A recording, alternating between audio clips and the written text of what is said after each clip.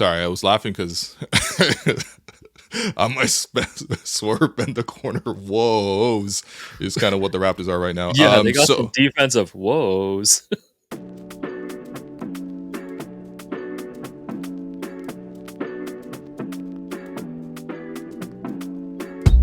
Hello and welcome. I'm your host, Wim Liu. I'm joined by co-host Alex Wong. You're listening to the Hello and Welcome podcast presented by Betway. Raptors starting off another week here in the midst of January. They return home. They're 8-31. They're pretty much fully healthy, aside from Ochai here or there. He's not going to be out for very long. And yet the losing continues. Cooper Flag continues to dominate at Duke. That is the only thing propping up the Raptors season right now, is that 14% possible chance at a first overall pick to draft Cooper. What's going on, Alex, man? How are you feeling? How are you feeling on this Sunday morning as we prepare to take questions from our beloved fans? Yeah, feeling great. You know, if the Raptors lose their next two games, I think they're home against Golden State and Boston to start the week. They'll be 8-33, which I guess takes them to the halfway point of the season, and we'll have them on pace for 16 wins. So that's exciting. Also, they're now 1-18 on the road after losing to the Pistons on the weekend. Bro, so the road to 1-40 continues, and I think it's added a level of excitement in terms of watching these road games, especially when they're really close there in the fourth quarter. I think, you know, if you're going to finish with a terrible road record, why not just go for it? Why not just go for it? Finish 1-40. The only time that you won on the road was when the New Orleans Pelicans grabbed Alfred Payton off Bourbon Street, and the Raptors were able to get a win. So 1-40, are you in on this 1-40, the chase for 1-40? Honestly, I think that they're okay. I still don't think they'll finish 1-40 on the road. I feel like one of these days, especially when you get to, March and April when the schedule gets easier, like the schedule getting easier. We're gonna have to win one by default on the road. You know what I mean? These tank-off games are gonna be generational. Like there's gonna be, you remember back in the day, like 12 years ago now, when it was the Ben Uzo game. And you remember who was starting in that kind of game? That was game 82. Game 82 is always super wacky, but like we had Ben Uzo, Solomon Alabi, Allen Anderson going up against like, I don't even know who was even on that team for the New Jersey Nets, man. The Bobby Marks special over there. Like, I don't even know what was happening. Yeah, that must have been like a Boschang Nakbar special or something. Man, yeah. I mean, the East runs through Boschang, man. The Boschang Celtics. Anyways. Yeah, but 1-40 is in play. So I think fans are looking for things to be excited about, things to track. You know, Jerome and I are already counting down to the number of games left in the regular season. Wow, the pod's going to continue, boys. And the road record. I think the road record is something that can, get people excited about. Yeah, I mean, you and I might have different definitions of excitement. But I mean, look, we know what it is. At this point, Raptors, I think we got some questions coming up about this because people are like, well, the schedule's getting easier. I finally seen Keeks tweet. I've only ever seen Keeks tweet this season. Raptors have the hardest schedule from here to here, from here to here. They still have the hardest schedule in January. And then it was like, boom, they have the easiest remaining schedule, which I suppose makes sense considering you have all your, tough games front loaded in the season. But also, it's more important now that we're like, okay, if we're already at this point, if we're already down so bad, we might as well just stay down so bad. The last thing we really need to see is them rebound in terms of the record to like get them to the point where, they're not at least at their best possible odds to add some talent. Because this team is clearly in need of more talent. And yeah, that's kind of what's getting people through this right now, man. Are you watch? Hold on. Like when you watch the game, like are you like kind of hoping that they lose? Like how does like watching tanking work for you? I mean, I have no expectations of them winning every time I watch them. So there is something kind of fun about seeing them when they're in close games and not getting blown out by 50 plus points. Of seeing like just how they're gonna find a way to lose, and I guess that gets kind of repetitive after a while. Like even the Detroit game on the weekend, it was they made a nice comeback and it was a close game in the fourth, but it just feels like they're always going to have that scoring drought.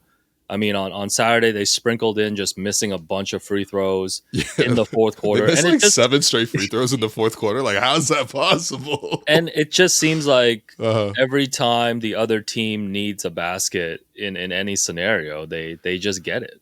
Yeah. And there doesn't seem to be a lot of resistance on that end as well. And then it always pans to the Raptors down 7. You know, Malik Beasley's at the free throw line with a minute left, and Jakob Poeltl's just got the most dejected look on his face as he gets ready to box out because that's his job. Yeah. I think we need a researcher to look up if Jakob is the losingest player in terms of record over the past like 2 calendar years, because he was on the this is not an indictment on Jakob, because this happened to Thad Young too. Thad Young was on losing teams for I think like a decade, starting with like the Process Sixers, who made a cameo in Uncut Gems. Like Jakob was on the Spurs when they were on their way to tanking for Wemby, and he gets traded here, and he's like, "What? Y'all live like this?" And then they tear the team down. And we know that the Raptors in the last calendar year, I think, have only won like 18 games, like from January to January. So I think Jakob might be the losingest player by record in the last like 2 calendar years, which can't be easy for a vet who thought he was coming to Toronto to be part of a contending team. Yeah, he was like, I'm reunited with my boys, Pascal, Fred, bench mob vibes back, and they were back for like a week. And then, I mean, I do feel bad for Yak in some respects, but he is obviously the guy who's like still performing as the vet in the starting 5. And like, I don't know, man. I you know what? The moment I felt bad for Yak was like in that Pistons game in the fourth quarter. There was a play where, you know, I think Tobias went to set a screen for Cade Cunningham because they were trying to attack Tobias's defender, which was Gradey Dick. Both Scottie and Gradey jumped out on Cade, leaving Tobias like free to roam behind him. Cade just made the simple pass to Tobias Harris. Jakob's like, okay, I'll help you guys out by rotating, and I'll pick up Tobias Harris. That does mean someone has to pick up my guy, which was Jalen Duren. But then Gradey was just kind of like wandering. Gradey looked like a lost kid in the mall, man. I was like, damn. You know, like Jakob had to guard 2 guys, and then ultimately it was a dunk wide open, and it's the fourth quarter. It's like, that's the moments I feel bad for Jakob, because he can do the right thing, all that he wants. He can play the best that he can ever possibly hope to play, and it has absolutely zero effect on winning and losing. Yeah, it can't be fun taking that court and putting in that work every game and for it to take place. All right, so we did take questions from the listeners, the basketball only question, because we want to focus on our beloved Raptors. So you did send out on Twitter and Blue Sky. I just want to point out that Will only got 1 response on Blue Sky. I got 2 responses on Blue Sky, man. 2 responses on Blue Sky. So I want to ask everyone who was pushing Blue Sky the last few months what happened. Yeah, I was told that Blue Sky was the next big great thing. So never gonna listen to the internet again. I haven't heard this much about the eternal Blue Sky since I watched Marco Polo on Netflix. So, oh brother, I feel like you're the only person who's ever watched that show. That show's good. I promise it's good. I promise it's good. Well, I shouldn't say anything. I watched a 2-part Jerry Springer documentary last night. How was that? I've seen that. Yeah, it was good times. You know, grew up with Jerry Springer and Monday Night Raw. Okay, nice. Here's Jerome. Hi. No, I just went and pulled up some Jakob Poeltl stat muse. Record stat. So like, I don't have for like total, but how far back do you want to go, Alex? Because you said the last 2 seasons, but he's played for the Raptors for the last 2 seasons. He didn't get traded. Let's go last 2 seasons and then plus his like, I guess, last season, part of the season with the Spurs. Okay. So this season so far, he's 8-26. Mm-hmm. Yeah. Last season, 21-29. Oh, not too bad. Yeah, that's not that bad, actually. Yeah. There's previous season before that, 26-46. Okay. Which would be the 2022-23 season. Right. And then 30-38 with the Spurs. Okay. Wow. So here's a really interesting stat. Overall, in regular season and playoffs in his career, 296 and 298. He's almost exactly 500. Right. Well, this is the other theory that I don't know when I'm going to push publicly. Is I had nominated Jakob Poeltl to you guys, as the most average player in the NBA, and this was meant to helping your cause. Yes, he's almost exactly mid statistically. Let's save this for after the trade deadline, man. But rival teams might be listening. I didn't mean that as like a negative. Yeah. It's just Jakob is so solid at what he does. Mm-hmm. But outside of I know he had I think he had a career game against Boston in Boston this season when he went off. But it's you always kind of know what you're getting from Jakob, but you're also not thinking about Jakob in the last 5 minutes of a game. Because even if he's doing stuff, it's ancillary to what the other guys are doing on the court. Yeah. He's the most solid player in the league. So I think this does back my case. A lot of that win percentage. Guy. The win percentage is bulked up by the fact that his first year as a Raptor, the Raptors were a 50, plus win team. Then they won 59, which was the franchise record in that 17-18 season. And of course, he gets traded off the championship roster after that. But at that point, he had already banked 110 wins. Yeah. Do you want to hear his first 3 seasons? Really good records. Let's go. All right. Rookie season 40-20. Okay. Second season 63-28. Damn. Whoa. What? Third season 46-38. And then after that point, it's been nonstop losing seasons. Oh man. It's been a lot of but for 3 years where I his 4th through 6th, 30-36, 32-37, 30-38. Almost exactly mid. Yeah. So my other nominees, I think we came up with this as a group of the NBA all. Oh, you know what? Let's save those. Those we'll save for later on. People can percolate and sit with them. Bad. I know you do, but we will have a lot of time in the future. Tease one more name like Harrison Barnes. Gary Harris. All right. Okay, but yeah, we'll save the rest. Better than Gary Harris, man. So the rule, if you guys want to submit NBA all average squad players, yes. it's it can't just be a decently average guy. Anyone who's ever had a moment that you can really pinpoint to and think of, especially in the playoffs, gets eliminated. Okay. So Jeff Green is eliminated. Yeah. Just because he's had moments. Alec Burks was eliminated because he had a great Game 7 in a loss to the Pacers last season. What? Poeltl also got eliminated that game was a 25-point blowout the whole time. But when you think of that Game 7, do you not think of Alec Burks? I think of the Knicks getting blown out like crazy. No, so Jerome and I have gone through and created these rules. Well, the thing that's really funny about this, and yeah, we'll get to this later, fans, definitely submit your picks. Another one is Royce O'Neal. There you go. You really want to get the whole team out. Luke Kennard. Luke Kennard was my submission, yeah. But Kyle Anderson. Oh my God, it's already here. All right. I'm but no. I think the thing that's been really fun about this activity when it first started was Alex upsetting Will with Will's submissions, and then Alex pointing out singular moments that they were either very bad or very good. But we will not go further into it because you guys have a lot of questions to get through. But I just wanted to give you some Jakob Poeltl stats. So carry on, fellas. We also came up with this concept right as Jakob scored back-to-back 20-plus point games for the first time in his career. But I think he's regressed back to the average since. I mean, just they're not using him as much. Anyways, trade for Jakob Poeltl. So there you go. Here are the questions. First one, Scottie's mid-range is becoming a lethal shot for him. Do you think the Raptors should mold him into becoming a player somewhere along the archetype of Kawhi? Okay. Obviously, Raptor fans are pretty familiar with Kawhi. In the case of the two of us particularly, we've been doing a championship reaction podcast series where we're rewatching the peak of Kawhi's career, also obviously the peak of the Raptors as an existence.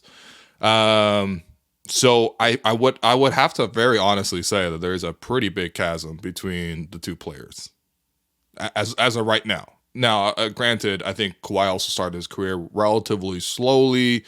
Obviously he had the luxury of playing on a very, very stable team with lots of great veterans, and he could play a role 3-and-D and then grow from there. And of course, we've seen him grow into what he is. But I think if we're just comparing maybe skill sets and maybe overall approach to the game, I think a couple of things really stand out to me. Number one, just improving the handle. You would never necessarily think Kawhi has like an elite handle. You know what I mean? Like I'd never seen Kawhi drop somebody with a crossover, for example. You know, but he's got like that thing where he dribbles so hard and he's like hammering nails into the hardwood kind of thing, and it's just like in his hands all the time. Like it's very hard to pick off Kawhi or like disrupt his rhythm off the dribble. You know what I mean? He has like a crazy strong rhythmic robotic dribble that I think it allows him to sort of get to the spots that he wants to get to.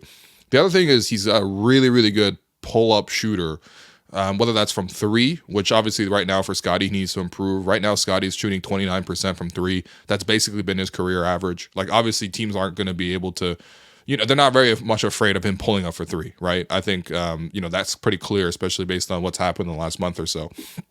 But the pull-up three was always an option for Kawhi. So when he wanted to sort of play in pick and roll, him and Mark, for example, playing pick and roll, guys have to go over that screen. That creates a little bit of a gap for Kawhi to be able to attack, or for Mark to pick and pop, although obviously back then Mark wasn't really shooting much. But still, like, there was that kind of threat. I think overall, though, Kawhi loved playing in isolation, actively sought it out. He would get the ball, and he would just eviscerate the guy in front of him. And I think the one thing I really loved about Kawhi, especially now in hindsight, is like, we just, for example, watched Game 7, right, between the Raptors and the Sixers. Kawhi shot 39 times in that game, and he had 41 points, which, obviously isn't necessarily the most efficient outing. I don't care. Obviously, they got the job done. What was really impressive to me was even when he was 10 of 30 through the first three quarters, that guy's mentality was unfazed. Like, he was like, okay, I'm 10 of 30 from the field. The Raptors are, nobody else is really scoring. I'm just going to still take the same shots, take the same approach, and I'm going to make 15 points in the fourth quarter and push them over the top. I feel like Scottie's mentality like really wavers. Sometimes he's so high. He's like so into the game. He's so celebratory. He's so like engaged, and he's like almost demonstrative about it. And then sometimes he's so low that you can notice how much the absence of his emotions are there. And so when he fluctuates so high and low, I feel like it's a little bit harder for the team to respond to that. I felt like what was great about the Kawhi with the Raptors experience was that like he was so constantly like the same and confident and just the same, never outwardly anything. That to me, I think felt like it gave a real sense of confidence, especially come time for the playoffs, right? Regular season, whatever. Like Kawhi literally said it was 82 practices, but come time for the playoffs, knowing that you had a stone cold killer like Kawhi like that, it's hard to sort of mold the mentality of a Kawhi. I actually don't even think most players in the league don't have that. Like that's probably to me that alongside of just how physically strong and long his arms are, which Scottie obviously has a lot of that too. But that mentality, I think, separates Kawhi from like so many other superstars. Yeah, I mean, it's not a fair comparison, I think, right now. I think it's cool to kind of think about, but it's a tough comparison for Scottie. I think part of it too, like their offensive games are so different.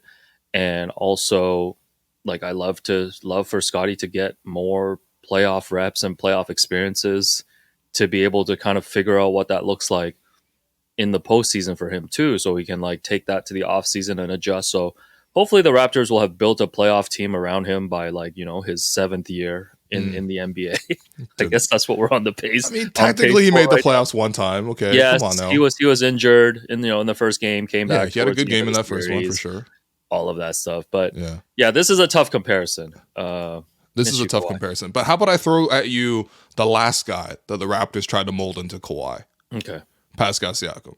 Because after Kawhi left, I remember sitting down with Nick at a Danny Green event inside the green room live taping. I remember sitting down with Nick, and I was like, okay, so Kawhi's left, who becomes the guy for you? And they're like, we want Pascal to become the guy, and we want him to take tough shots, and we want him to sort of, own that mid-range area that Kawhi used to operate through. And of course, still be able to sort of facilitate, play defense, all that kind of stuff. And honestly, that season, the following year, when in terms of who was a featured player, obviously they had Norm, who was able to give you 20. They had Fred, who was able to give you 20. Kyle was still really great. And then you still had Mark and Serge, who were still pretty productive. And a couple of other assorted pieces. Shout out to your boy, Matt Thomas. But like, ultimately it was Pascal sort of featured as that guy. And at least regular season wise, he was able to do that job. I feel like obviously in the playoffs, that level did not sustain. And I think that it kind of became clear that Pascal was more of a number 2 rather than a number 1 in the highest moments. I think that's fair. I think that's completely understandable. That's probably a big reason why the Raptors moved on from Pascal in the end, because you know what? You do need to build around obviously somebody who has a number one potential. But also at the same time, like when you look at what Scottie's doing right now, what's weird is like the more that he's worked in the mid-range and the more that he's played power forward, the more he's starting to remind me of what Pascal used to do offensively.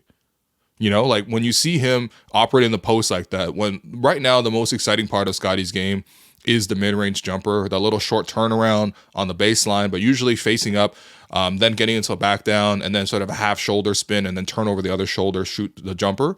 Like that to me starts to remind me a lot of Pascal. Like, you know, it especially considering there's a couple of spin moves sort of put into that. But right now, Scottie's shooting 55% from the 10 to 16 foot range, which is like a mind-blowing number. Of course, if he can keep that up over the course of the season, that's like a real development thing to take out of. However, I will have to caution that the career average for him is 38%, and he has not necessarily even come anywhere close to shooting 50% from the mid-range for a season. Granted, this could just be a huge development for him, and of course, if he adds this tool, then he becomes way more effective as a scorer. So I'm interested to see how it goes. Having said that, though, right now I do feel like he's just pretty hot in general. The issue with sort of building around these sort of like mid-range post-up hub or like mid-range drive, like turnaround jumper as the primary shot that they have is that it does limit your overall efficiency, especially now in the league when you're mostly looking at the players who are shooting like 10, 13 threes a game. His true shooting percentage right now for Scottie is 54.9%, which is right around league average, right? Maybe even a little bit below league average, but still, like I would say league average, just given on any sort of game and fluctuation. That's still not particularly strong, you know, like when you see Pascal, for example, and obviously Pascal's like way more seasoned as a scorer, whatever, and he had better teammates at certain points. Like I'm not going to doubt any of that, right? But like Pascal's been above 54.9 true shooting percentage in every year of his career past Tampa. And even before Tampa, obviously he was very efficient. Prior to Tampa was obviously a down year. He was 54.9 that year, or 54.7. He's had 4 seasons now of 60% plus true shooting percentage. Like that's where to me is like as a scorer, especially as a number one guy, you would like to live in that range, in that 60% true shooting range. And it's really hard to get there if you're mostly shooting mid-range jumpers. You would need to really get to the foul line a ton or really be able to supplement that with like a lot of other threes that sort of buff up your efficiency. Even if you shoot 55% from the mid-range, your true shooting percentage is still not strong. And so that's why for me, it's like, it's starting to feel like we've pushed Scottie more towards what he's best at, which right now kind of looks like what Pascal was best at previously. Right. Thanks for the Kumon lesson. I'm sorry, guys. It leads to our next question too, is like, can Scottie be the best player on a 50-win team? Mm-hmm. And if so, what steps does he have to take to get there? I mean, I think the efficiency needs to come up again. Like that just, you know, if you're going to play a lot in the mid-range, you could still be efficient. Like you look at what DeMar has done in the last like probably 7 or 8 years of his career. He still lived a lot in the mid-range, but he draws a ton of fouls, and that sort of like, again, like buffs up your efficiency from there. You know, I think the three, even though obviously he had that sort of spell where he's playing point guard and he missed a lot of threes, and it became like one of the reasons why the Raptors got blown out so much. I don't want him to abandon the three. I think he's certainly working on it. He's making progress. You know, I think catch and shoot threes he's still pretty solid at. So I would still like to see him shoot more threes, but mostly get to the line more and also, you know, get back to sort of being efficient at the three. Right now he's shooting 29% from three. That's just not very strong. I think touching the paint more often is a key for me too. You know, the mid-range shot is good in the sense that like he's able to go downhill, take a man one-on-one, drive with some force to the rim. And of course, like if no help comes, he's got to be able to punish that defender. And I think that mid-range shot right now has been a really good weapon for him. Ultimately though, just him touching the paint more in general, whether that's through pick and roll, whether that's through, you know, him driving himself to the rim, which is more rare. But you know, him playing as a screener on the pick and roll, he hasn't particularly been great at that. It feels like him and IQ doesn't really have much chemistry right now, and that continues to be an issue. More of an issue for IQ than for Scottie, but still, that's an issue. I think that maybe the team build, you probably need to get like a really great passing and spacing 5 who protects the rim, basically like a Marc Gasol type. And then probably a 3-and-D wing who can switch so that you know, Scottie doesn't have to also play the Cade Cunninghams of the world defensively as well, which is you know, right now Raptors are pretty far from that. Hey man, Hey, buddy. Just recently hit the big 4-0. What about you, bro? A little more recently 4-0, but we are both in the 40 club. Let me tell you, man, being an adult really comes with its share of challenges. Definitely. I think both you and I are homeowners, and I think we're both also dealing with mortgages in life. Yeah, man. Mortgage rates, choosing the right terms, dealing with paperwork. It can be really overwhelming, I still don't know how that works. Well, listen, that's where our friends at Dominion Lending Centers come in, man. They make the whole process simple and stress-free. Whether you're renewing your mortgage, hunting for the best rates, or if you just need advice, they're here to help, bro. You know what? I am looking for that advice, and I think that's why I'm going to visit www.dominionlending.ca. Yeah, man. www.dominionlending.ca. Take the guesswork out of your mortgage and step into financial confidence with our friends at Dominion Lending by our side. Wow, yeah, that's a lot to ask for. Next up, I'm just going to ad-lib all your answers. What's the most important thing that needs to happen for the Raps to be competitive again? And some options here from the person who sent in the question. Number 1, Scottie becomes a superstar. Number 2, the Raptors win the draft lottery. Number 3, this is the main talking point lately, new coach or Darko improves. So those are some of the options here. I would say, the importance is those 3 things in order. Like, I need Scottie to, if the Raptors are going to be elite again, Scottie needs to at least be a perennial all-star, right, at that level. I think that probably the biggest aspect missing is the scoring piece. I mean, he's scoring, but like, I think especially in the league today with the inflation, like, you need to be like 25, 26, 27 a game, that type. The lottery pick is going to be very important, but I feel like that's more important for like 3 years down the line rather than right now, because I don't think that rookie's not going to come in and instantly make the team like a playoff team, a team that wins 50 games. Like, I feel like that's going to take 3 years, and that's already a pretty good trajectory for anybody who's coming out of this draft to turn a team into a 50-win team within 3 years. The coach, I think at that point, I mean, I don't know, man.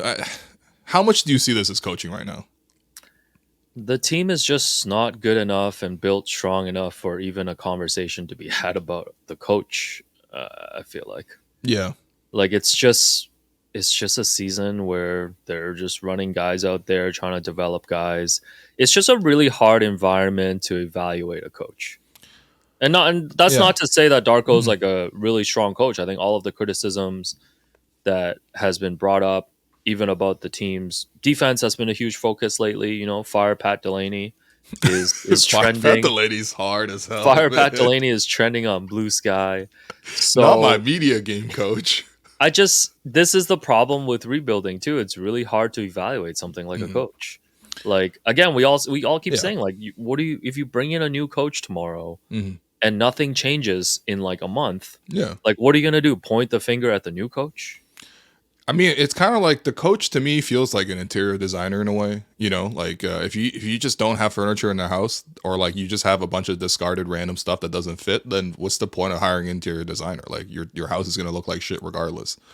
So, you know, you need to sort of get those sort of pieces in place and then sort of like look at sort of, okay, maybe we design in a different way, you know, organize the feng shui of the house, you know, get a little bit more, you know, flow to the room and walkability, et cetera, et cetera. But like, yeah, I mean, I would like in the interim, and I think especially for Darko, like, I think if you look at Raptors coaches' win percentages overall, like, he might just be over one guy. Like, I think he might be like second lowest on that list, which is really tough because like the Raptors have had a lot of lean years and they used to cycle through coaches a lot. I think he might be only over Darryl Walker.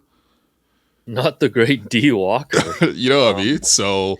yeah, well, that's a tough thing. This is like, I don't feel like it's good for Darko's career. This is like the Brett Brown like corollary. Like, they brought in Brett Brown to be part of the process, and part of the deal was he was going to have to eat his win-loss record for like 6 seasons.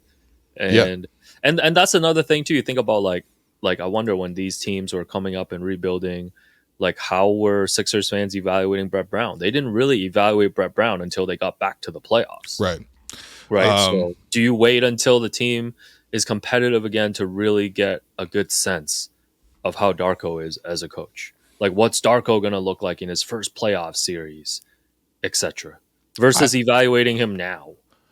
I think that what he can do now is establish a floor, a baseline of like, this is what we do. These are the fundamentals. This is what the identity of the team will look like. Obviously, we do not have the talent and pieces to do it right now, but that identity needs to be unmistakable. It needs to be there consistently, and the players need to be bought into that identity. I feel like last year he kind of came in with like we're going to move the ball thing, and like it really, I mean, the team did like average. I think they were top 5 in assists towards the end of last season, which is good. Showtime Lakers. But of course, offensively, they were still pretty bad. Like, you can move the ball all you want. Your team probably still sucks. You know what I mean? Like, offensively. Not trying to lead the league in passes thrown. And like, yeah, I mean, that's kind of, you know, we've implemented more ball movement. But I also do feel like this year in particular, the team feels especially kind of listless in terms of like, what is that identity? What is the thing that like, okay, you're going to tune in the Raptor game, you're going to see that. That to me is still a very unknown quantity. You can always point to like, there's injuries and all that kind of stuff. But you know, I think ultimately that's not a good sign. By the way, speaking of not a good sign, I regret to inform you that Darryl Walker actually has a better win percentage right now as a Raptors head coach. So is Darko last? Darko is not last. Brendan Malone, the late great Brendan Malone, rest in peace, is actually last. Yeah, you've wrote about Brendan a lot. Oh, because he was only here for the one season. He was here for one season, and obviously the Raptors went 21-61 in their first ever season. So that's a 25.6% win percentage. Darko right now is sitting at 27.3. Okay, so that's another storyline to track. Make sure Darko is not in the basement. I mean, all-time Raptors coaches. If this season goes the way it should the rest of the year, which is obviously to secure a top pick, he's going to be below Brendan Malone. Well, we'll keep an eye on that. We'll keep an eye on the 140, the 1 in 40. Sure. So. Man, Jay Triano at a 38% win percentage. Kevin O'Neal, 40.2. Wow, Butch Carter, 44.2. Those all sound very high. Sam Mitchell, 45.2. Next one, now healthy and halfway throughout the season. Would this starting lineup be better with Ochai and his perimeter defense and catch and shoot threes, or Gradey, who has a greater offensive skill set but is a lesser defender? It does feel like one of the running storylines right now is to get Gradey out of the starting lineup. Yeah, again, like this, I feel like the problems are bigger than Gradey. To be clear, Gradey is a problem right now in the starting lineup. You know, based on the way he's playing, that's why I think Darko has given him the shortest leash out of anyone in that starting 5. Like, you've seen him often pull Gradey off the floor with the starters, and we've seen him play like Bruce with the starters, or Chris Boucher with the starters, or Ochai with the starters when it first got together and they're healthy. To be honest, to me, the problem is bigger. Like, I think that, like, more than anything else, RJ and IQ need to sort of take personal responsibility of their own assignments on the defensive end. I can live with, like, the stars of the NBA cooking us, but it can't be like Malik Beasley gets off because RJ's, like, asleep. Or, like, Tobias Harris gets off because RJ's asleep. Or, Darius Garland's giving you 39. Or, no, he had 40 plus. He actually had, like, 40, 41 or 42 or something like that. But, like, Darius Garland gives you 41, and IQ responds with 10. You know what I mean? Like, those guys need to play much better in their roles. And I think, obviously, there's maybe an adjustment period just because they're fully healthy all together at once, whatever. They got to figure it out. I'm not going to buy them. I'm not giving them that long of a leash with this, to be honest, because, like, again, like, these are your main guys. You got to figure it out. But, like, that, to me, is a way bigger problem. Gradey, obviously, is not helping the starting lineup right now. Yes, he can knock down some threes. Yes, he brings some spacing, but it feels like they're not looking for Gradey as much. Earlier in the season, they were running so much action for Gradey in particular. They would get the ball to Jakob, and then they would really work for Gradey to cut, and eventually get open. And Gradey was playing really well as that featured player. He's not going to be featured in this lineup. He's like the 4th or 5th option in this lineup. What a 4th or 5th option typically does is waits in the corner, doesn't get in the way, and gets served baskets, and ideally they convert those baskets at a high rate. So basically what the starting 5, in terms of what they actually have budget for, that's more budget offensively for what Ochai Agbaji does. However, Gradey has way higher upside than Ochai, so I don't mind them continue, especially if the season's about development, just getting him more chances to sort of play in that role. But he's got to get a lot better defensively. Again, that lost kid in the mall stuff is just like, it's just really damning, man. Like, there's no excusing that. But I think more importantly, there's no excusing RJ and IQ being so poor defensively. Yeah. Have you ever gotten lost in a mall? I actually have. I celebrated July 4th in Chicago, I have some relatives in the States, and I used to visit them all the time. And July 4th, I was with them celebrating Independence Day, and we were watching the fireworks in downtown Chicago, and I got separated from them. I was like probably 9 years old. And what is this, the plot of Home Alone? I mean, kind of, yeah. So, and then you were found? Yeah, I was found like half an hour later. Yeah, I don't remember how I got found, to be honest, but yeah. Nice. I'm okay. Next question. Next question. Yeah. Can you go over the Pascal trade again after 1 year? I remember you were almost in tears live reacting to it. Getting Ochai, Jacoby, and a 2026 first versus the right to pay Pascal a 4-year max. Not so bad after all.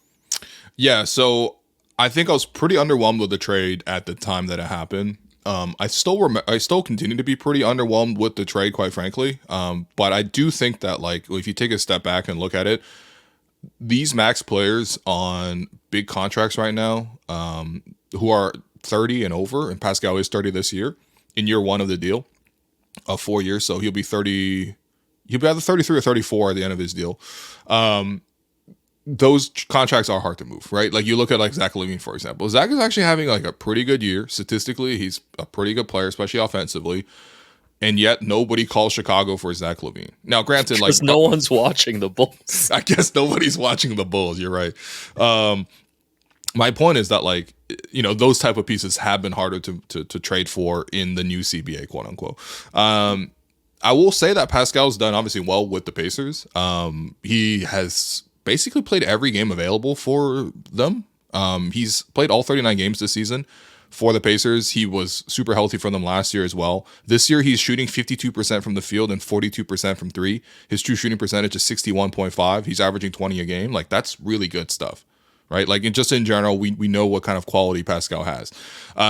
In terms of the return that the Raptors got back for him, so obviously they got Indiana's first round pick. They got a little bit unlucky with that 4-way coin flip, right? They got all the way down to 19th. They could have been 16th, for example. Like, for example, does this look better if they had Jared McCain, who went in that range?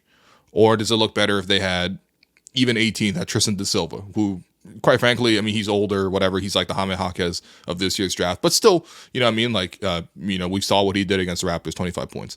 Obviously, they get him with Jacoby Walter at 19. We're pretty happy with it. I think the front office was certainly very happy with Jacoby. He hasn't gotten as much time to play this year due to the injuries and also because of the fact that the Raptors have a lot of shooting guards. Right now, I think he's like the 10th guy in the rotation, maybe 9th guy. So he's not getting a lot of time. But, you know, there's something there with Jacoby. We've seen him have a nice game against, was it the Bulls? Yeah, like 27 or something like that. They got Kelly Olynyk in that trade because they made the subsequent trade. They traded that 29th pick from last year's draft to Utah. They got Ochai Agbaji and Kelly Olynyk. Kelly is basically expiring salary. Like, he's not really particularly playable physically. When you see him on the court, basically he just doesn't jump and he doesn't contest for any rebounds. It actually it makes me a little sad. It feels like the whole game is going on around him, and then he's just standing still, kind of watching. But mostly his value is he's an expiring salary next year, which is to say that's not that much value. I think with Ochai, what we're seeing so far is already better than what we saw last year, which is that he's a good defender. I wouldn't say he's an elite defender or anything like that. He's more like a good defender. He's above average. I wouldn't say he's, again, like an elite defender. You just, I don't know. I would love to hear the case if you think otherwise. He averages 10.8 points per game right now, and when you really break it down, and again, like, this is already a step up from last year, and I'm not trying to discredit this in the sense that I'm not trying to take away the work that's gone into him getting to this point, but he's pretty much mostly a finisher as a guard, which is pretty rare. You know, he's at 72% of his twos are assisted and 99.6% of his threes are assisted. So he's primarily the guy who's waiting for other people to create for him, and then he sort of like gets his own offense. I think that, like, you know, that's okay from three to some degree, although he's not a movement shooter. So there's certainly a different value between like Gradey being able to move around and the set being able to call for him versus like him waiting in the corner like Ochai and catching and shooting for three. And then in terms of the twos, like, he's not a guy who like creates much offense. Like, he doesn't really handle much. He doesn't really slash much. You know what I mean? He's mostly cutting back door and stuff like that, but that requires a good pass and honestly a defensive breakdown from the other team. So, you know, like, there is value in Ochai. Like, I think I certainly feel a lot better about Ochai after Seeing him this season. However, let's be also honest. Like, is Ochai even a long-term starter for the Raptors? I don't know. I really don't think so. And then the 2026 first from Indiana, they'll still have Tyrese Halliburton. They'll still have Andrew Nembhard. They'll presumably re-sign Benedict Mathurin or turn him into more value, and they'll still have Pascal. Like, that team's not going to be bad. That team is going to be average, maybe a little bit above average, maybe really good, depending on what Tyrese's health is. But, like, that team, it's not going to be like a top 5 pick. You know what I mean? So, like, ultimately, I don't think it was that valuable to re-sign Pascal just based on the fact that, like, he would have kept you competitive. That probably takes you a little bit out of the Cooper Flag sweepstakes this year. And also, it's hard to trade that contract, but also the assets we got back still don't, like, feel knock your socks off by any means. Like, how do you feel about that trade a year from now? A year since it's happened? Yeah, I mean, my main issue is just that, like, they waited until that point where Pascal's contract was coming up and he was heading to free agency that they weren't able to get too much value out of it. I remember leading up to it, there was a lot of talks about the Raptors potentially getting, like, a really impact player. Like, I think Keegan Murray from the Kings was, like, mentioned a little bit, and I think Sacramento just said no. And I think the Raptors just waited too long. Like, if the Raptors were to have made that move, they could have made it the year before. But they had decided to trade for Jakob and, like, go the other way, which didn't end up working out for them. So the only problem I have, like, I know the return is not good, but, like, the only problem I have is that they just waited too long. So, I think that's kind of like the biggest takeaway. But what point did you want to see Pascal traded then? If they waited too long, I mean, they could have done it if they were really gonna, like, they could have done it in the summer. Like, that was the summer that Fred left, right? Yeah. Because basically, if what they did was they had a terrible end to the season, they lost that playing game, and they were like, "Oh, we're gonna bring this team back and give them a shot." They tried to. They tried to re-sign Fred, and then Houston came in with a max offer. Obviously, it was only 2 years versus 3 years for Toronto's offer. I think Toronto's offer was like 30 to like 33, and Houston offered 2 years of the max. So, also Houston is better. Well, there was just a time when Pascal was put in trade rumors, I just feel like there was better deals to be had. They just waited too long, which is fine. Whatever. It's not fine, but it is what it is. Yeah, damn, we sound like Cameron and Mace, man. It is what it is. Do you feel like the Atlanta Hawks offer would have been better? So what was the offer again? This was like the Kobe Buffkin. This is from Shams Charania. This is in August of last year. He said, quote, Atlanta has offered a package centered around DeAndre Hunter, AJ Griffin, and draft compensation to Toronto for Siakam, league sources say, but the Raptors are believed to have upped the price on any possible deal at each turn. I'll have to remind you that AJ Griffin is no longer in the league because he's retired to find God, and I'm not even kidding. And then DeAndre Hunter is actually having a pretty good year. But yeah, I mean, that feels. And who knows what the trade picks would have been? I mean, probably kind of similar in value. I guess that's the thing. Once you get to that point of Pascal's, like, contract, like, you're only going to get these kind of, like, mid offers, because it's not like teams trading for him we're going to get like a couple years for him. They understand his, like, contract situation. It's not like the Raptors had much leverage at that point. By the way, did you know DeAndre Hunter's averaging 19 a game? Oh, wow. Whoa, off the bench too. Whoa, swerve the corner and bend it. I don't know. Too old for that, dog. I'm gonna group bunch of these together. Let's do it. To the degree that team defense can overcome individual deficiencies, to the degree there seems to be solid individual defenders on the team, are the Raptors' defensive woes mostly about effort, or has the season of losing begun to take its toll? Similarly, what are the biggest differences between the plucky team we employed, the plucky team we enjoyed watching at the start of the season, and the abomination since December? Is it simply team effort mysteriously dropping or related to other changes? And then extra one, our defense reminds me of the post-Vince Carter Raptors years, like a sieve leaking everywhere. Is this a system issue or personnel talent issue? So these are all questions about the team's defense. Sorry, I was laughing because on my swerve in the corner woes is kind of what the Raptors are right now. Yeah, they got some defensive woes. Yeah, that's damn, bro. This is not what nobody tunes in the podcast to hear us do that. That's terrible. Also, why is that song called Tweaker? I feel like I'm tweaking every time I hear that song, yo. All right. Okay, so defensively, since December 1st, the Raptors are actually not last in defense. They're actually only Portland. Wow. Portland is actually below the Raptors. Raise a banner, man. Whoa. The Washington Wizards have a better defensive rating than us in that stretch. The Utah Jazz, New Orleans Pelicans, et cetera, et cetera. Phoenix Suns, by the way, very concerning that they're in this mix here, buddy. What are you doing here? Well, they're like benching starters left and right. This is that basically the bottom of the standings here are like a Squid Game, and the Phoenix Suns are like that one where it's like, why are you in here? Aren't you financially stable? It's like, yeah, like what are they doing here? You're way too good for that. Of course, yeah, the Raptors in general defensively are not strong. I think the main issue is you can't pinpoint one area of the game where the Raptors are strong defensively. There's not one area that we don't suck in. Like, we allow the highest free throw rate in terms of just, we just foul a lot. It's like free throw rate is calculated like how many free throws you give up relative to how many field goals you give up. Raptors are last in the league in field goal free throw rate to the opponent.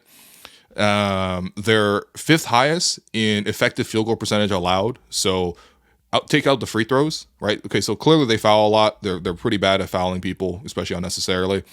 Take away the free throws, and that's effective field goal percentage. It's just 2s and 3s, right? Raptors are fifth highest in the league in the highest effective field goal percentage allowed to the opponent. Fine. We're talking about shots that end up going in. How about the shots that go out in terms of rebounds? The Raptors are fifth lowest in defensive rebounding percentage as well. And then on top of that, you might say, well, the Raptors this year, coming into the year, what was the talking point? We're gonna play a lot more pressure on the ball defensively. Darko at training camp or a media day was like, the NBA has a new term. We don't talk about defensive player of the year anymore. We talk about most important guy. And who did he say was the most important guy this season? I don't remember. Okay. I guess you weren't at media day, so I can't blame you. Not bad. You were busy that day. He said the most important guy for us defensively this year is whoever's guarding the ball. We're going to put a lot of pressure on the ball. We are going to sort of like really attack, dictate, sort of like just, again, like we're going to sort of control the game through our on-ball defense and our pressure, which I'm like, okay, we're getting back to like we're pressuring the ball, maybe a little Nick Nursey in terms of like trying to sort of like, again, force turnovers. Despite all that effort put into that, the Raptors are still only 19th in opposing teams turning the ball over against us. So the turnover rate is still not high either. So are there other aspects of defense that you can like point to that the Raptors are even average in? Is there one category the Raptors are even close to average in? Yeah, no, they just suck, man. They're terrible on defense. This is all part of the conversation about just like identity and stuff. Yeah. Like, there's none of that. And I think that's one, like, obviously we're seeing like the starting five now, right? Remember for like the last couple of weeks they've been talking about, even Darko's brought up the fact that only 4 minutes have been played between our projected starting five of like Gradey coming back with IQ and RJ and Scottie and Siakam, right? That we've been talking about, like, we haven't seen this five. What does that five look like? Obviously, we've seen what a five looks like so far. They're pretty bad defensively. It's funny because we've only seen this lineup for like a week now, but they've actually played just that specific 5-man lineup. That is already third in the whole team in terms of like most minutes played as a lineup, that 5-man group. Defensively, we know they're bad. 122 defensive rating, which is like, again, that's why they've been so bad defensively. Is the starters have been bad defensively.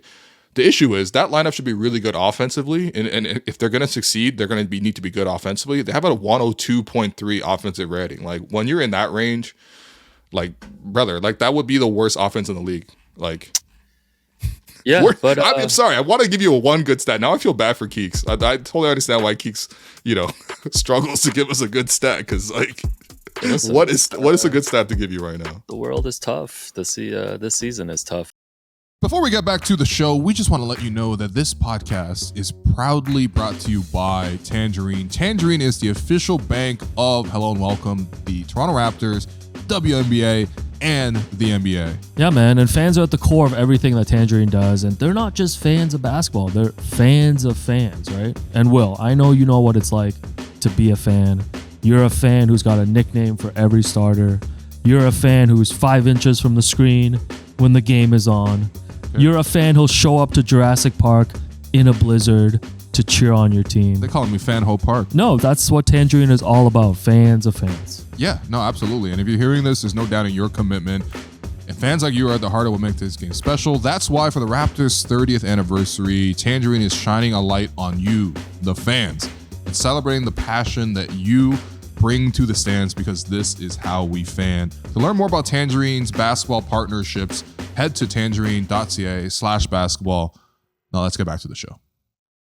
Fortunately, this next question, from February onwards, based on the opponent's winning percentage, the Raptors have the easiest schedule in the league, which leads to questions like, do you want us to go for wins during that time, hurt our lottery chances, or make moves to continue losing? Also, separately, with Cooper Flag being the prize of the upcoming draft, how do the Raptors stay where they are in the standings? This will be difficult with the easiest schedule in the NBA coming up.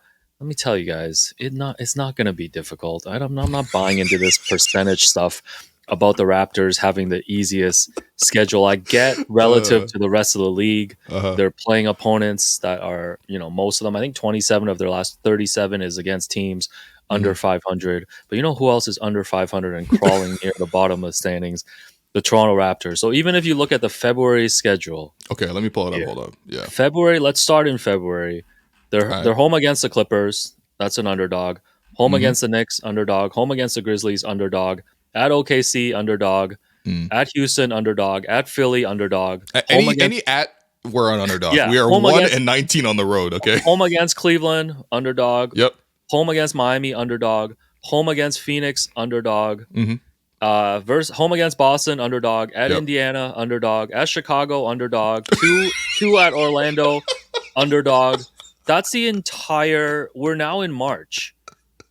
Are you saying we're going to go winless in February? Are you saying we're going to have a no-win February? Because the roster kind of looks that way. Like, if you guys are worried, this is the 3-game stretch at the start of March where they have a 4-game homestand, and the first 3 games are Utah, Washington, Washington. Yeah. So those will actually be the most important games for the Tankathon. Oh, that's the pizza party stretch, man. What are you talking about?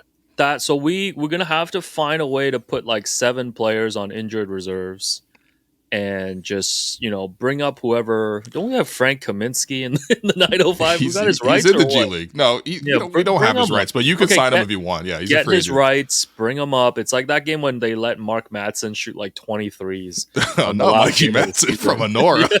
No, brother. So after those 3 games, home against Philly, that's underdog.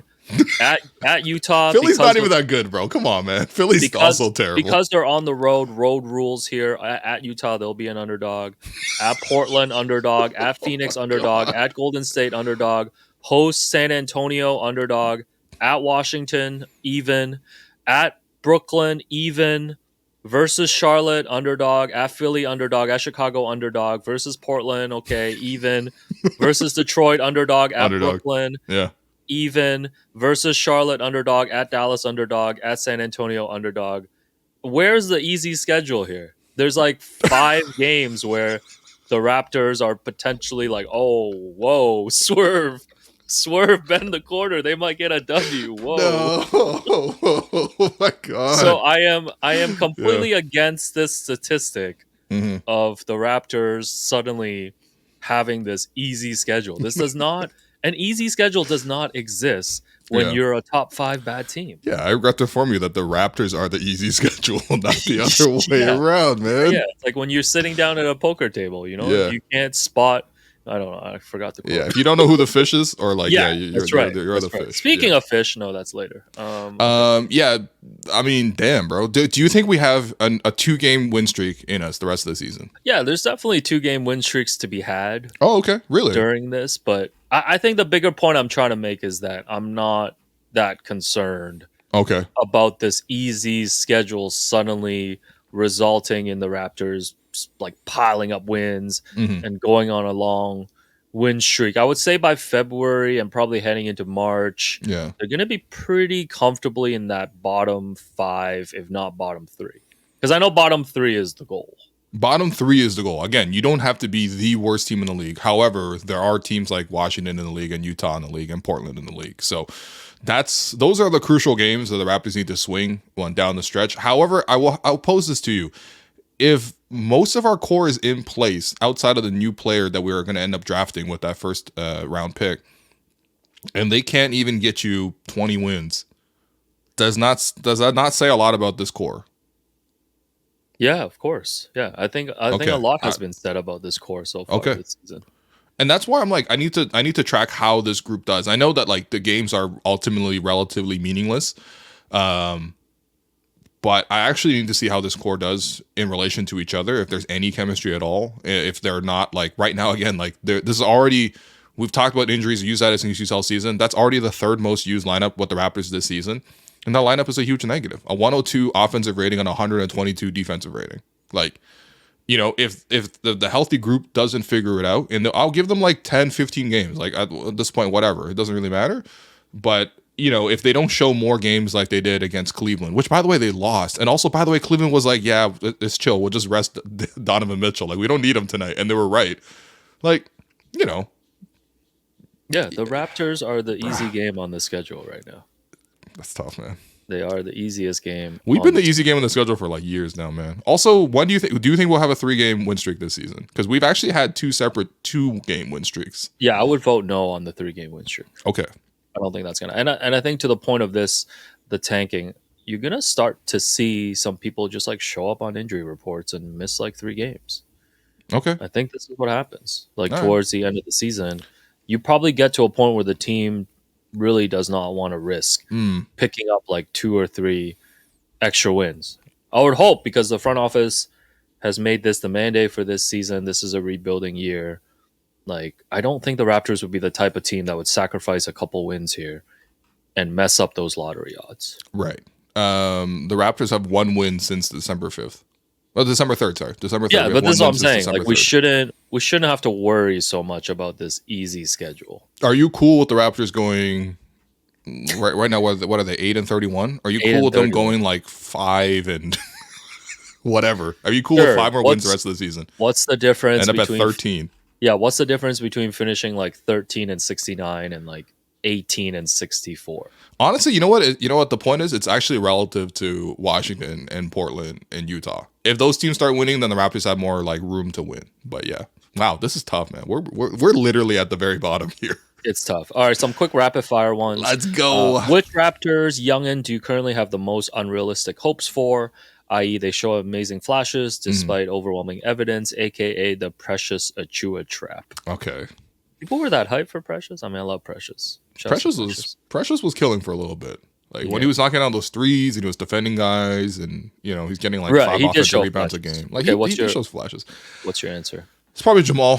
Jamal's actually had a really good stretch here. I love Jamal not only because of like I just like his defensive effort, his pressure, and all that kind of stuff. Like him and Davion might be Davion and Scottie might be responsible for like I would say at least 60% of the turnovers forced by the Raptors. I might need to look into that stat. But yeah, I love Jamal. I love his attitude as well. Seems like a really positive, bright guy. He's always sort of bringing the vibes up. So yeah, we're talking about vibes. Not vibes again. Who are you unreasonably? You like Jamison Battle a lot coming out of Summer League. So, Ulrich Chomche. Yeah. Have you seen the Cody Wiles Raptors Republic video on Ulrich Chomche and his progress? No, I need to check it out. But I've seen he's been putting up monster numbers in the 905. Yeah. This is, I mean, respect. The organization is super high on him, you know, so we'll see. I think this is obviously, it's a long-term project, but for sure, yeah. You know. Well, we might see some Ulrich towards the end of the season because you know that G League season wraps up in like late, March, depending on how far they go in the playoffs and stuff. So those guys are going to be back with the club. And maybe towards the end of games, you might see some of those guys, or even during games, you'll see some of those guys. I mean, I think the one stat that Cody was tracking, and again, he did this by hand, which is kind of nuts. Because a lot of work has to go into that, tracking G League stats by hand. But I think he said like the Ulrich was only allowing like maybe high 30s, low 40s% shooting at the rim. That's really good. Yeah, we got our own Wemby. I don't know about that, man. Raptor moments. If Pat Delaney was in charge of defending Helms Deep, would Middle Earth have fallen? Leave Pat Delaney alone. Yo, I've never seen so much smoke for one guy, bro. I promise you, accountability does not end at the assistant coach. It goes to the head coach. It goes to the front office. It goes to the players. It does not go to the assistant coach, man. What are we doing? The pitchforks are out for Pat Delaney. Do people think that Pat Delaney runs the defense and nobody else has a say in that? I think everybody, you just always need a scapegoat, This is not a scapegoat. This is like a right now. What is right this? Now, It's like a bug. Right now, the scapegoats are top two are Darko and Pat Delaney, and I think if IQ doesn't, IQ had a good game against Detroit, but I feel like people have got their eyes on. Yeah, they got their eyes on IQ too in terms of like, oh, now that the full lineup is back. Yeah. How's IQ fitting in? So IQ is next on the scapegoat rankings. Yeah, I like that. I like scapegoat rankings. I feel like Kelly's also kind of on that scapegoat ranking right now. Kelly's not good enough to be. You know what? Kelly's just a bench player. Kelly's the Pat Delaney of the Raptors players. I respect to Kelly, but I'm not concerned about Kelly like that. The best thing to say about Kelly right now is he's Canadian, man. Oh my god! When will the Raptors win their next chip? Over under 2030. Gonna have to be a hard over on that one. Yeah, what? Well, even if the Raptors get back to contention, we already saw with the last era of the championship, how difficult that is. Yeah, we were one Kawhi trade and arguably the 1-4 bounce shot away from just having that whole era end without a title, without a finals appearance. And we, how many teams have we seen over the years have great teams, contending teams, year in, year out? Some of them don't even ever make the finals once, or never win. So it's just, man, even getting back to contention would be a great spot for the Raptors. But winning a championship is that's a whole other conversation. So that's an over for me. Yeah, 2030, starting next season, it'll be 5 years from 2030. 5 years before 2018-19 was the 2013-14 season, and they were already at 48 wins that year. So right. And that's also 2030. That's the Suns will be 2 years away from being able to trade a first rounder. Yo, do you think Royce O'Neal comes for free, bro? They're almost there. All right, last question. Speaking of which, by the way, can we give him Jakob? Do the Suns have anything to give us for Jakob? That's my question. Yeah, I wanted that Ryan Dunn guy. Okay. But you said no. I mean, man. I mean, we should. You know what? If we do a deal with them, especially based on their pick deficiencies, we should take all their young players as possible. Well, you want Ryan Dunn, huh? Okay. I think the Suns are heavily focused on Jimmy Butler right now. So okay, what if once again Jakob has been pushed to the back? Okay, if they don't get Jimmy, which is a real possibility here, I think they're getting Jimmy. How are they going to get Jimmy?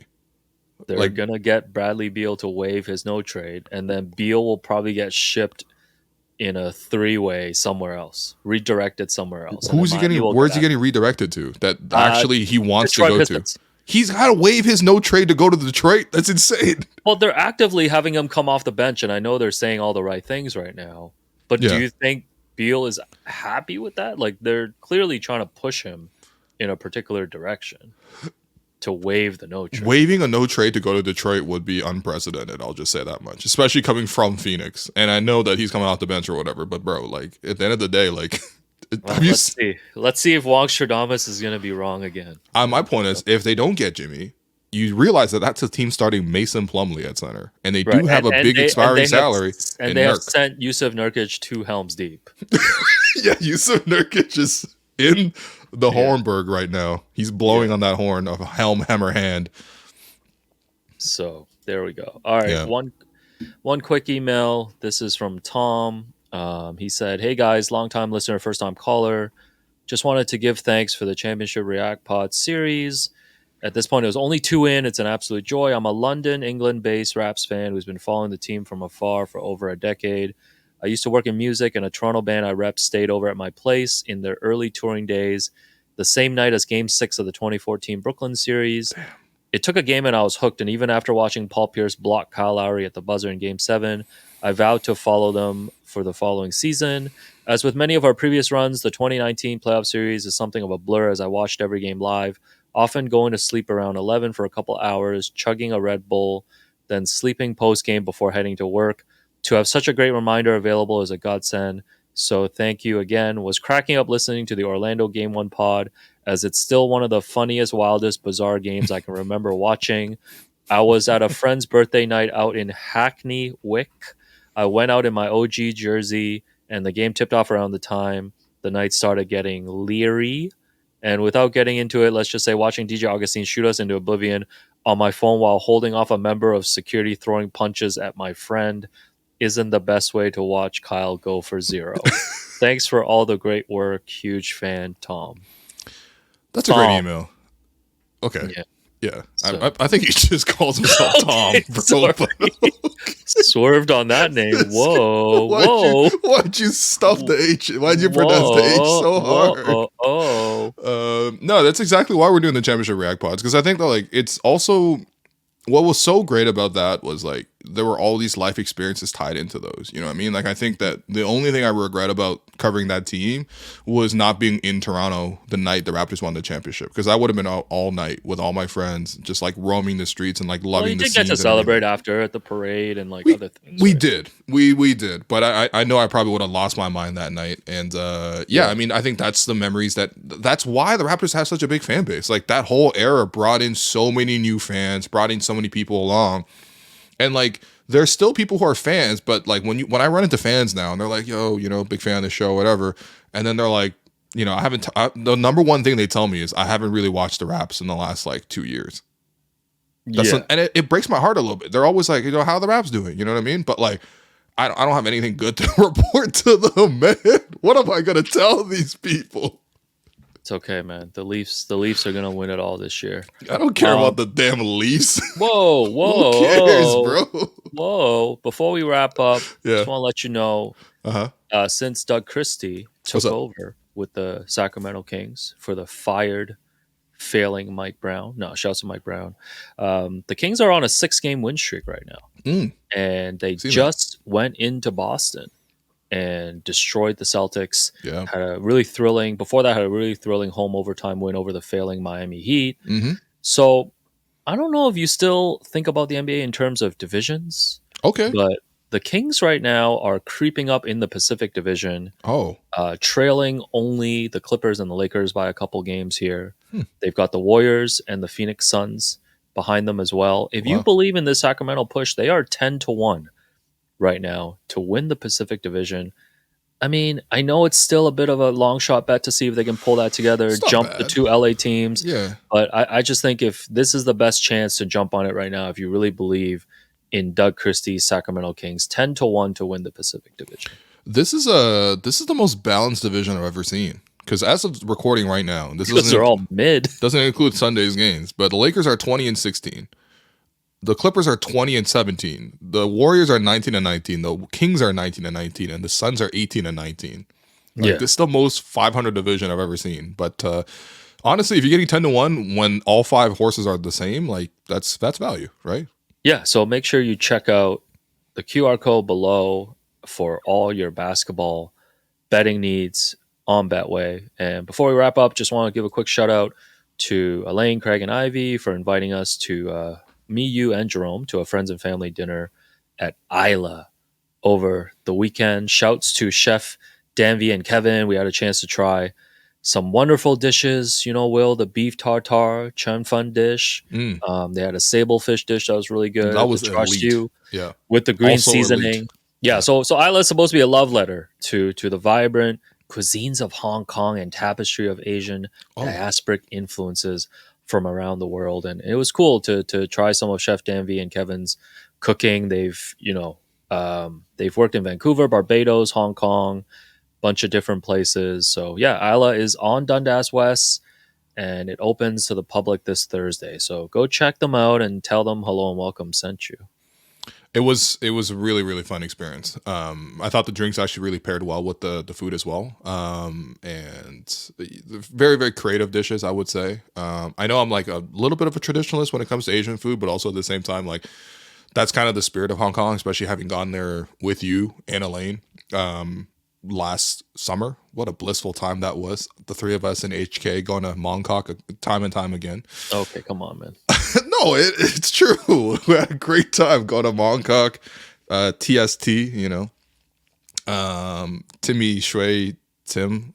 Sorry, man. But my point is, whoa, a lot of cultural influences in Hong Kong. I think it really reflected sort of that like outward facing nature of the food, where it's like always really changing, really adaptable, really creative. So I love getting a sense of that again. So that was that's Isla, AYLA. and it's right above Patois. And I'm actually really excited because I think this has been in the works for quite a while, and I was really excited to be a part of that dinner last night. So yeah, it's a wonderful meal. So make sure you put that on your list and check it out in the new year. You know? Yeah, man. Absolutely. Great date spot. Oh, producer Jerome has popped up. Whoa, what's going on, Jerome? What's up, guys? You guys have been referencing Tweaker throughout the entirety of this episode, and we had our moment with Liban last night as well.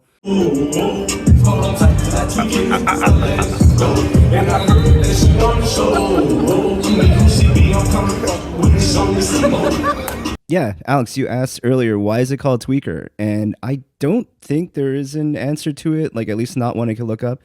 I think it's as simple as the line in the chorus that goes, "Bitch, hold on tight, cause I tweak in this bitch, starting letting shit go." Damn! Whoa! Yeah. And I pulled up Genius for the hope of finding out more information, and there aren't a lot of notes. My favorite is zero references. Just be taken at face value. It's. I think my favorite is for the line, "I might swerve, bend that corner, whoa." Yeah. The Genius annotation is, "Whoa, he's swerving in a car." So it was just rephrased. Well, I need to know. Yeah. Because I know that the common thing, I think Will mentioned this too, is like, oh, this is taking people back to the early 2000s. It feels like, very Aftermath, but like the specific era. For a specific comp. Yeah, like, do you remember the era where Eminem, it's like post or in and around 8 Mile Eminem, he's featured on a lot of stuff with 50 Cent, Dr. Dre, maybe Obi Trice during that time, Nate Dogg doing a feature on it. Like, it feels like the chorus should be sung by Nate Dogg. Whoa, yes, exactly. Yeah. Okay, so that's the type of sound that it's bringing you guys back. That's what it feels like to me. Yeah. Okay. Yeah, and then there's a little bit of auto-tune singing. Like, it's not really like, he's not really rapping much. You know what I mean? Like, it's not exactly like he's giving you bars. Again, if Genius doesn't have any annotations, then there are no bars. Let's be honest. This would be the like second best track on Fast and Furious Tokyo Drift. The first being obviously a Tokyo Drift. My question is this the best rap song ever made by, I would say an active NBA player. Technically, he's not in the NBA. It never was. But like an active player, let's say, in the NBA universe. It's a low bar. Yeah, I'd have to do some research on that. Shaq comes to mind. Shaq, that's like a real throwback thing. Dave had a couple of stuff before, but like no tracks. You know, like there's nothing that you would hear at the club. Because the difference with this song is like, it's not pushed by like a big name either. Like it's not like people are like, oh, I need to know everything LiAngelo Ball is doing. Like, you know what I mean? Like it's not 2018 anymore. We're like obsessed with the Ball family. So it's not. That's clout why track. I think it works for this. Is that like it's out of nowhere. Well, like it's also that he's not focused on basketball. So yeah, I think athletes teams are really picking up on it too. So it's just like really pushing it viral. It was like the 5th most listened to like song on Spotify for rap. Well, like, apparently there's like a next track coming. I think Lonzo's hyping it up, so we might need to live listen to that one. It better be good because I feel like you don't want to just drop the ball. You know what I mean? Like, well, if you're truly like 2003 rap, then I think there should be a Tweaker remix with like 10 other rappers. Oh yeah. Oh yeah. Yeah, I think that's a great call. Should be coming. So I heard AI was a pretty good rapper, but AI, I don't know really a lot of his 40 songs. Bars. He had some bars. Chris Kobe Webber wasn't that good. Yeah, Chris Webber ended up being a producer too. He produced for like Nas, and got into the game a little bit. But yeah, you might be right. This might be the best athlete adjacent song. Lonzo Ball has a song with Lance Stevenson. I heard Lance Stevenson. I've seen a Lance Stevenson like what's that one where they're like on the radar? Yeah, I've seen a Lance Stevenson on the radar. Yeah, we mentioned Tony Parker had a bit of a he did a French rap. Yeah, he did a French rap. Yeah, I mean, French rap is actually okay, mostly because I don't understand what's happening. So I'm like, I mean, Kevin Durant, I think rapped with Steven Jackson. Dame Shaquille O'Neal. How does my ass taste? Was it the Kobe freestyle diss that he did live? Shaq actually put out like a legit first album way back in the day. Yeah. With like real producers, like real rappers who cameoed, but that feels like it's like way back now. Yeah, but that's the thing. Like, this doesn't have any. It has no features, no cameos, no like. It's not like a huge producer. It's like the J. Cole of NBA rappers. Bro, this guy just popped out of nowhere, man. I just refuse. I don't know, man. Yeah, this is like Nikola Jokic getting drafted during a Taco Bell commercial. Like, it just doesn't make any sense. Like, yeah, is LiAngelo the blue sky of rappers for you? Goodness. Yeah, let's give it a few months. Let's see if Tweaker makes the end of year list. I will tell you. Oh, it's genuinely fun to listen to, which is the most important thing. I will say, unlike where you are with Blue Sky, there's no retrospective way for you to say that you were right, that this was not a banger. Like, this is legitimately a banger that like has like taken like, I think, general fans by storm, definitely athletes by storm. Also, just noting, Bryant McKnight, Hold Me featuring Kobe Bryant. Oh yeah, Kobe used to KOB. Like, didn't he do a song back in the day? He just did some songs. Did he do some stuff with Brandy? Or no, he just brought her to slam dunk contest? He brought her to prom. No, he brought her to prom. Oh, to prom. Okay, which is a crazy flex, bro. Like, come on now. Yeah. Like, I mean, it was Kobe. He was going to the NBA, but still. Yeah, I think he was just in the NBA by that point. I think a rookie. Yeah. Going to prom as a rookie is like a soon-to-be NBA player is nuts, man. That's like you're disproportionately way too powerful relative to your other high school classmates. Oh wait, no. How did he? No, he must have not have been, because he wouldn't have been graduated from high school yet if he brought her to prom. But did he already declare that he was already going to go to the league? Yeah, but that's what I'm saying. He wouldn't be a rookie from high school. He's declared. Yeah, exactly. Right. Yeah, but if anything, that's the time to do it. Because imagine Kobe was a flop and didn't get drafted. What do you think LeBron's life was like when he was like going to the league, but then he had to still go to English class? They were like, we're doing Shakespeare recitations today, LeBron. LeBron's like, I think Maverick let's Carter, slip the dogs of war. Like, no, he wasn't doing that shit. Maverick Carter got him on that. We're the dogs of woe. Oh my god! All right, man. All right, that's a good place to wrap it up.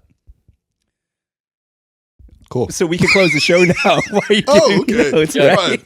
This is fun, guys. I love talking to you guys about things not about the Raptors. I think, honestly, the feedback I'm getting is that people love non-Raptors content when we just vibe out, have a good time. That's the versus feedback we've been giving you. Why did you? What Raptors? We're fans of the show, but we also work on it. We produce it. 66555. His opinion is more important than this. Oh, Will hasn't discovered our burners yet. Just commenting back to him. The call is coming from inside the house, but it is always fun for us to just sort of get together and chop it up. So, thanks everyone for listening. Thanks everyone for sending your questions, most importantly. And this has been the Hello and Welcome podcast presented by Betway.